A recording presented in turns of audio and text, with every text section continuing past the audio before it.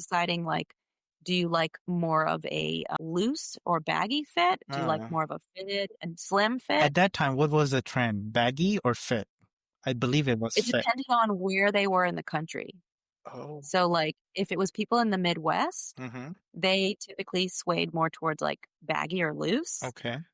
And if it was people on like either coast, Mm-hmm. they typically swayed towards more fitted or slim. Any particular reason behind that? I think it just has to do with like culture, like Midwestern culture. I mean, maybe in certain big cities it was a little bit different, but if they lived maybe out in the burbs or even more rural communities, it's just more of a like cultural, a baggy fit is more like accepted, Mm, I see. I guess. Yeah. And whereas like if you live on the coasts, you're probably living in more of like a metropolitan, bigger city. Right. And at that time, this was like 10 years ago, Hmm. like a slim fit or a fitted Yeah. Yeah. look was more in. So fit was a big thing. Right. And then so like figuring out what you're drawn to. Okay. So like some clients who are really drawn to a classic look, like a plaid shirt or a striped shirt Mm, or like a gingham, something that's like kind of more traditional. And then some clients liked more of an edgy out there kind of look. okay. So like they wanted more like texture with their shirts or they wanted like bright colored pants. They wanted something more unexpected, more out of the box. So it's like fit and then like what are you drawn to? I see.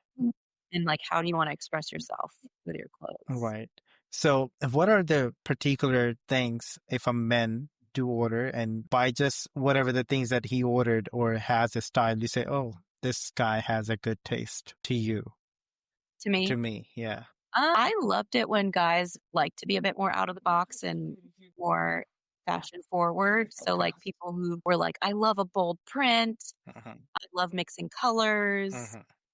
Yeah, stuff like that I found more interesting to style for because the traditional look, I think it can look very sleek and streamlined, but it doesn't really have any bite to it. Okay. It's a little plain, which is fine. It's just, I think I love clothes. I love playing with style. So somebody who also likes that kind of thing, Mm, that gets me excited. I see. Nice. I mean, yeah, that's it. Good enough to know that. Now we can move on with Okay. with your thing. Thank you for that. What you did after? Were Okay. you that in the company at that time when they closed, or it happened after you left? So my company actually didn't start until much later. Okay. So if you really want me to get into all the details, after this job, I still didn't know exactly what I wanted to do, Mm, even though I realized social work wasn't it. This like fashion business company, that wasn't it. mm, And so I ended up getting a job at a nonprofit okay. and I did fundraising. Wow. And that was still in New York. It was for a very small nonprofit called Global Nomads Group. Uh-huh. And their mission was to help youth have conversations across cultures. So it was like an international company and they were helping youth to have the kind of like difficult conversations about like their differences, Mm, but showing them how similar they are in the nice. grand scheme of things. Yeah, we need And that so in New York. that was a cool Yeah, job. right.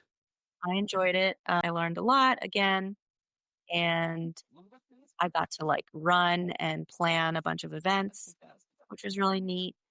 And again, one of my most favorite things about the job was getting dressed. In nonprofit?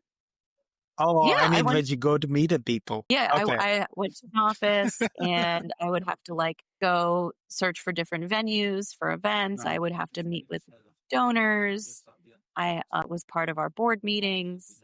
So I really enjoyed like figuring out what my outfits were going to be.